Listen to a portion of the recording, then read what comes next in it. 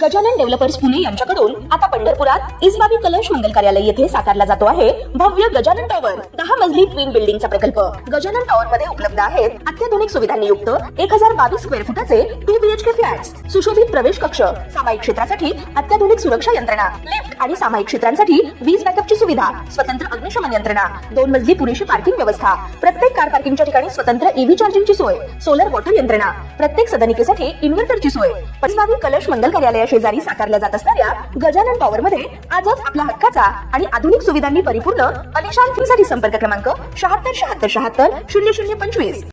ताज्या घडामोडी पाहण्यासाठी आमच्या YouTube चॅनलवरील PVR म्हणजेच पंढरी वार्ता या न्यूजला सबस्क्राइब करा आणि शेजारील बेल आयकॉनवर क्लिक करा। केंद्र आणि राज्य शासन पंढरपूर शहराच्या विकासासाठी भरभरून निधी देतं। यात्रा जवळ आल्यानंतर शहरात लाखो रुपये खर्च करून अनेक कामे हाती घेतली जातात। त्यातीलच एक प्रमुख काम म्हणजे पंढरपूर आषाढी यात्रेपूर्वी खड्डे बुजवणं आणि तेच खड्डे पुढे मोठ्या 2 महिन्यात उघडे पडतात। आषाढी आणि कार्तिकी यात्रेपूर्वी 8-15 दिवस खड्डे बुजवले जातात आणि यात्रेपूर्वी बुजवलेले अनेक खड्डे महिना-दीड महिन्यातच उघडे पडतात। 4 दिवसांपूर्वी PVN न्यूज नेटवर्कनं पंढरपूर बस स्थानक समोर एक प्रचंड मोठा खड्डा अनेक अपघातांना आमंत्रण देणारा ठरत असल्याकडे लक्ष वेधलं होतं। त्याचबरोबर इंदिरा गांधी चौक ते अर्बन बँक तसेच इतरही अनेक रस्त्यांवर मोठमोठे खड्डे पडल्यामुळे वाहनधारकांना मोठी कसरत करावी लागत असल्याकडेही लक्ष वेधलं होतं।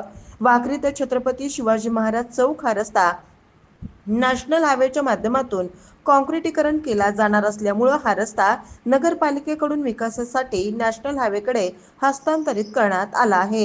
त्यामुळे या रस्त्यावरील खड्डे बुजवण्याची जबाबदारी नॅशनल हायवेची असल्याकडेही पालिका प्रशासन बोट दाखवित आले आहे। 4 दिवसांपूर्वी PVN न्यूज नेटवर्कनं लावलेल्या बातमीची तात्काळ दखल घेत नॅशनल हायवेकडून इंदिरा गांधी चौक ते अर्बन बँक महात्मा बसवेश्वर चौक या रस्त्यावरील खड्डे बुजवण्याची मोहीम हाती घेण्यात आल्यानं नागरिकांमधून समाधान व्यक्त केलं जात आहे। तर आता शहराच्या इतर वर्दळीच्या रस्त्यांवरील खड्डे बुजवण्यासाठी नगरपालिका केव्हा सुरुवात करणार याकडेही शहरातील नागरिकांचं लक्ष लागून राहिलं आहे।